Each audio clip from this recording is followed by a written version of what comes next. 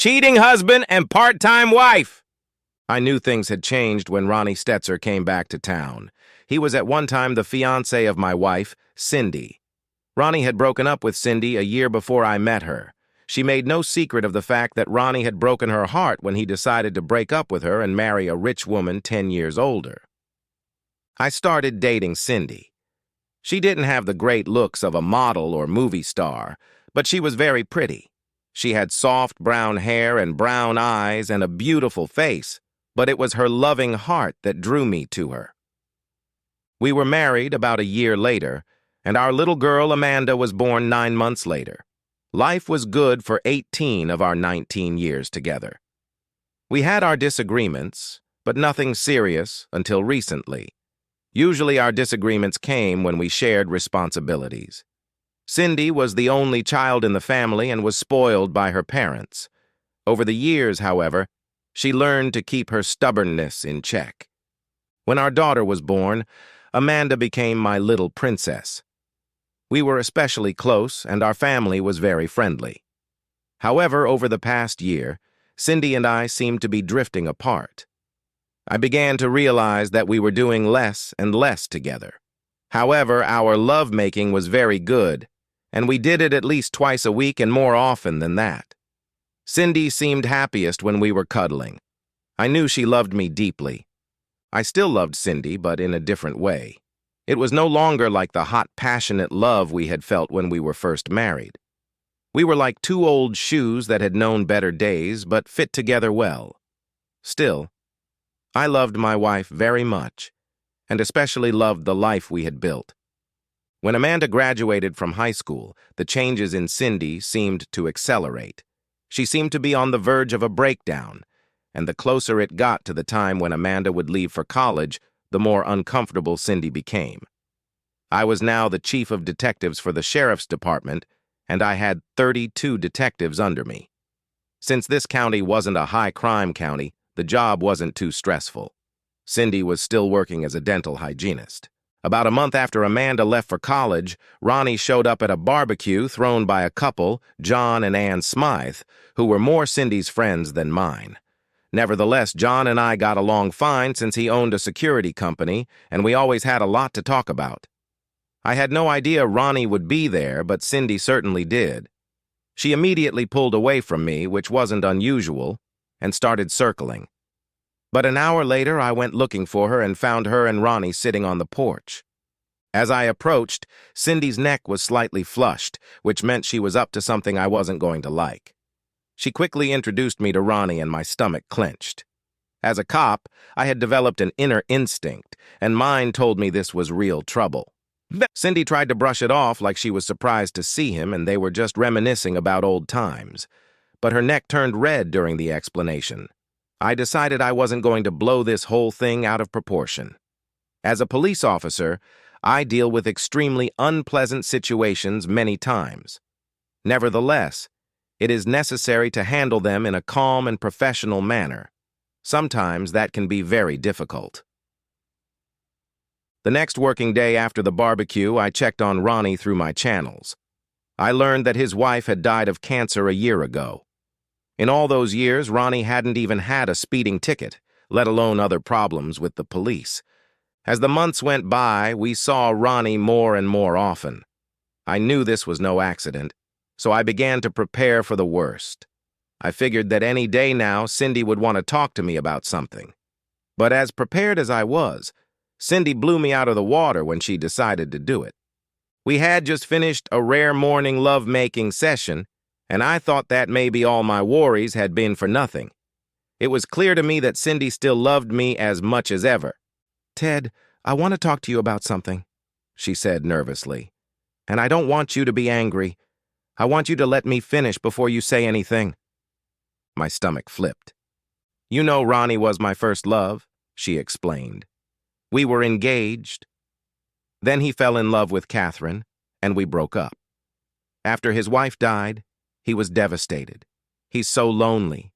He tells me he still loves me, and I have to admit I still love him.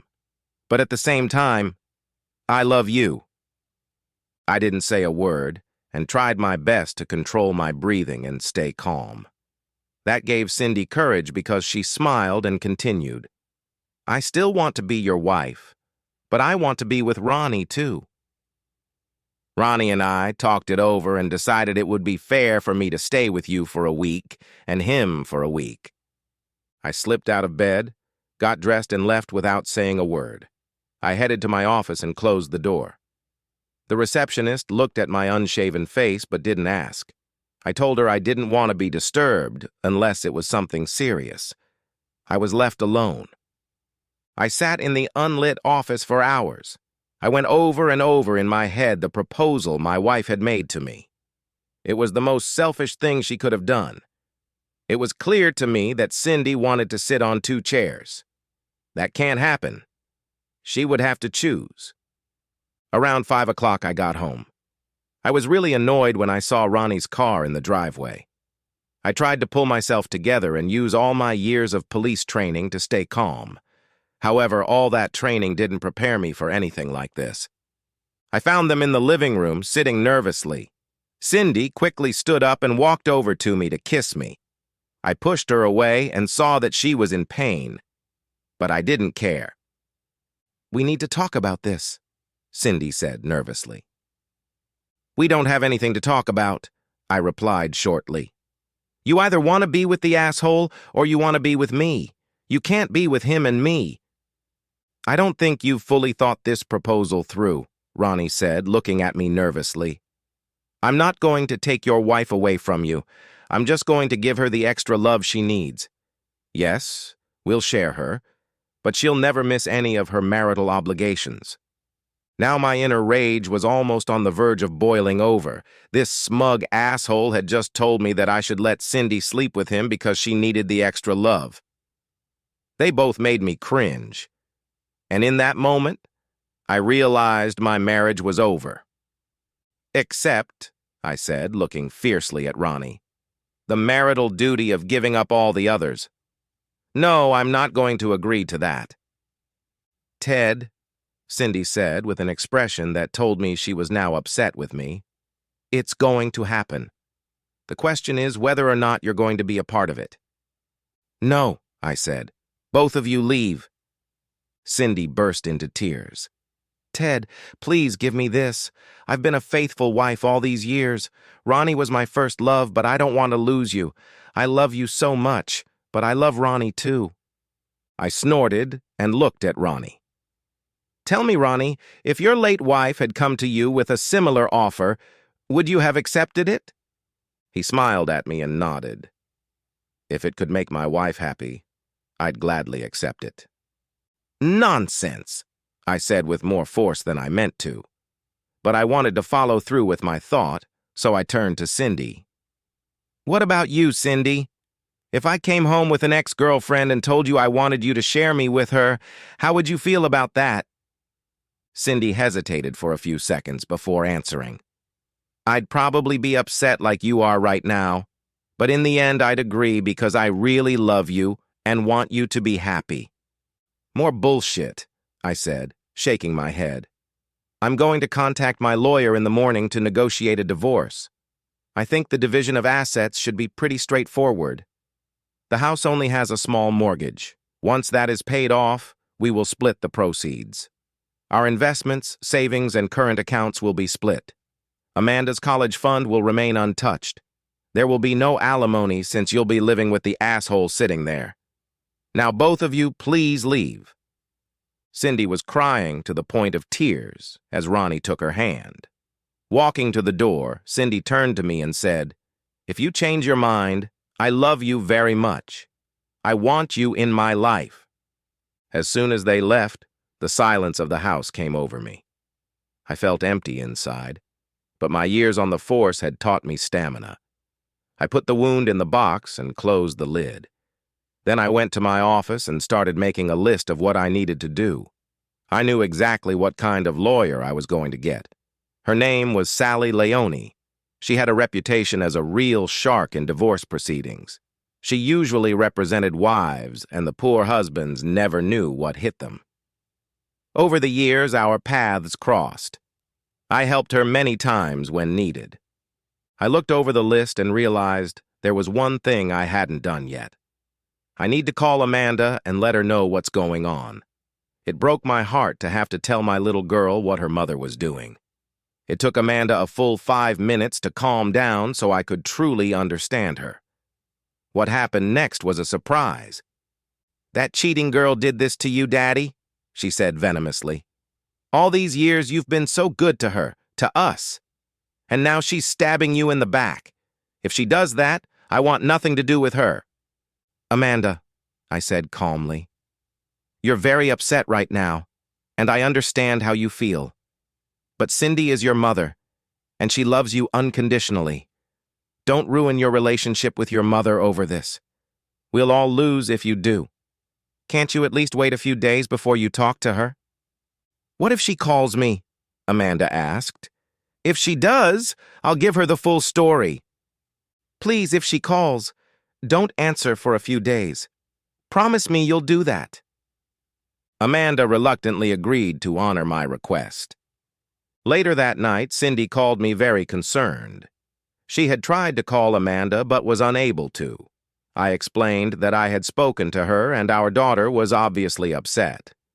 I explained to Cindy that Amanda wanted to calm down before talking to either of us about the subject.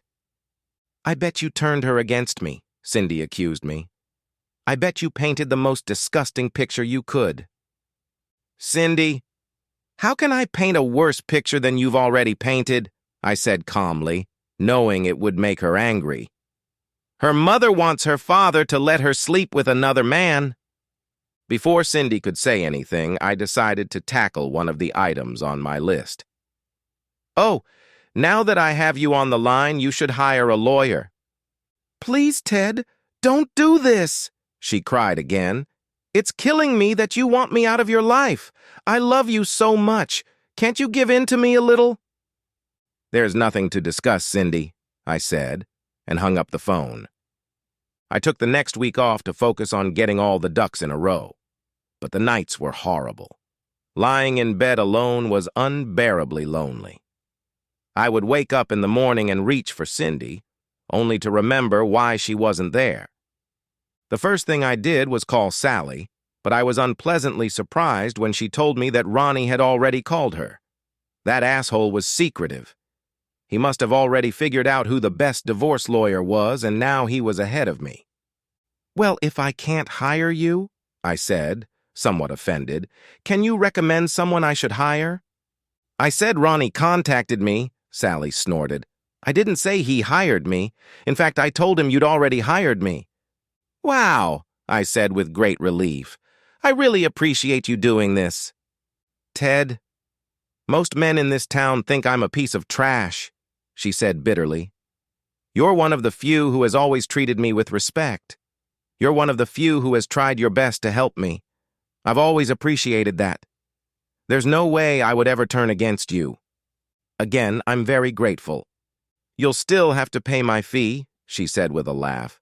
"I really appreciate you, but I have to pay for the lights, too." "It's not a problem, Sally, and thanks again." Even days later, the phone conversation between Cindy and Amanda didn't go well. According to both of them, it turned into a shouting match with ugly names thrown back and forth. Cindy called me afterward, almost hysterical that she had lost her daughter forever. I told her I'd talk to Amanda and try to work things out. But it turned out to be much harder than I could have imagined. Amanda was angry when I spoke to her a week later. According to my daughter, she told her mother that she wanted nothing to do with her. Cindy would not be invited to the prom or wedding, and if she had grandchildren, she would never meet them. Now I understood why Cindy was hysterical. The calls from Cindy continued until the day of the divorce. She kept begging me to reconsider and accept their plan. I, of course, continued to refuse. After the divorce, the calls stopped, and I tried to move on. Thank goodness I had a job. As chief of detectives, my schedule was pretty flexible. Over the next 6 months, I became much more hands-on. I was often able to point some of my new detectives in the right direction. That way, they didn't waste any time descending into obvious dead ends. I also began to review our unsolved cases. As a result of my efforts, we were able to close a long-forgotten murder case. It turned out that the victim's ex-boyfriend had done it. They always had the evidence, but they just didn't see it.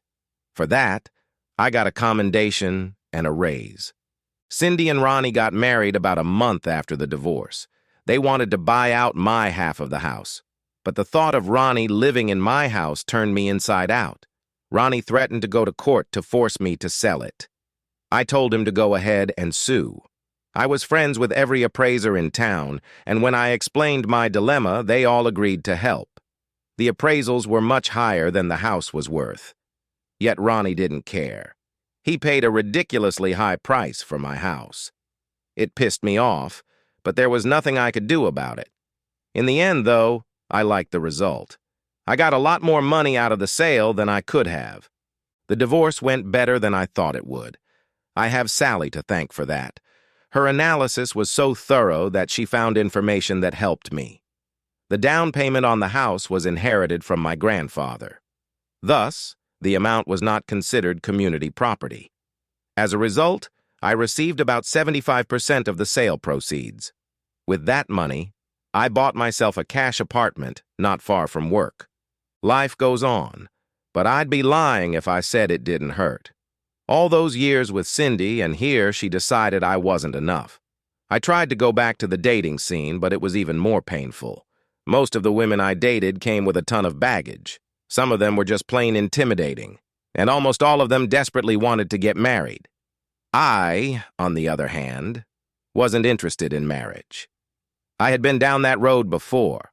One night, about 8 months after Ronnie and Cindy's wedding, I was having dinner at a restaurant. I didn't realize they were there until Cindy sat down. I was surprised to see my ex-wife, but decided I wasn't going to be nasty. I looked around and saw Ronnie sitting at a table at the other end, studying the menu. "How are you doing, Ted?" Cindy asked quietly. "I'm fine," I replied with a sad smile. "How are you doing?" "I still miss you every day," she said, placing her hand on top of mine. "I still love you very much. If you ever find it in your heart to accept Ronnie, I'd love to be with you again." At first, I was going to pull my arm out from under her and tell her to go for a walk, but then an idea hit me. I'd have to talk to Amanda first, but it might be something I could do to get back at that asshole Ronnie. "I miss you too, Cindy," I admitted honestly. "I hate waking up and you're gone. But you're a married woman now. By the way, I think your husband is looking for you." Cindy looked at Ronnie, and he looked at her with a "why" expression. She just nodded to her husband and stood up.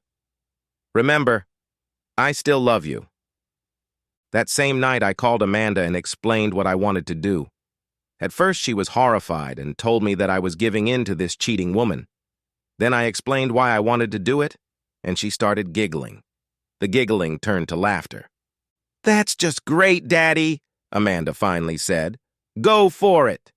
The next day, I called Cindy with my daughter's blessing. I told her I wanted to talk to her and Ronnie. I told her I was thinking about our conversation yesterday. Cindy was thrilled, and we agreed to meet at our old house at 7 o'clock that evening. I arrived at 7 sharp. Cindy led me into the living room. It was disheartening to see him sitting on the couch in my former home. However, I took some satisfaction in the annoyed expression on his face. It was clear to me that Cindy had blamed this meeting on Ronnie at the last minute. He glared at me like a dagger. I pretended not to notice anything. After pouring us each a cup of coffee, Cindy settled on the couch between Ronnie and me. I got right to the point. "Cindy, what did you mean when you said the offer to share still stands?" A smile appeared on Cindy's face. "Yes, absolutely, the offer still stands. I told you that I still love you deeply. It's just that I love Ronnie, too." "Well, if you agree," I said, trying to feign nervousness, "I'd say yes.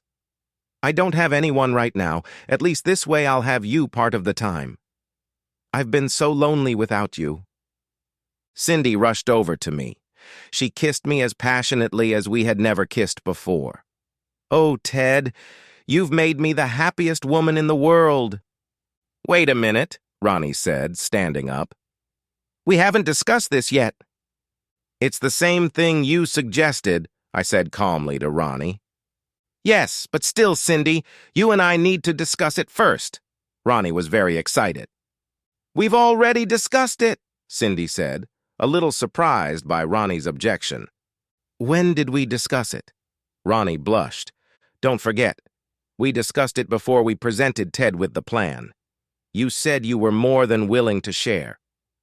Ronnie was discouraged by his own words, and there was nothing he could do about it. Still, he wasn't going to give up so easily. I still think we need to talk about this. The thought of pointing out to Ronnie what a hypocrite he was on my tongue. It was the same deal he'd offered me, but now the shoe was on the other foot. He was the husband, and I was the ex. However, I decided to let this drama play out between Cindy and Ronnie without my involvement. Okay, I'll leave and wait to hear from you, Cindy, I said, kissing her before leaving. Back in the car, I started laughing my ass off. I had switched roles with the asshole. Now he was wriggling like a worm. I wish I had been a fly on the wall that night. The next day, I got a call from Cindy saying that Ronnie was very upset, but when she told him she was going to leave, he agreed. Cindy would spend 1 week with me and 1 week with Ronnie. Of course, at Ronnie's insistence, none of this could be done until I was tested for STDs. I agreed on the condition that they both get tested as well. Cindy didn't object, but Ronnie was not happy. As it turned out, we were all clean. The next week, I stopped by to pick up Cindy. Cindy looked good when she came to the door. Ronnie, on the other hand, looked like he had murder on his mind. I grabbed Cindy and kissed her hard. Then I grabbed her 2 suitcases, and we walked out. I decided that I would do everything I could to make this night special.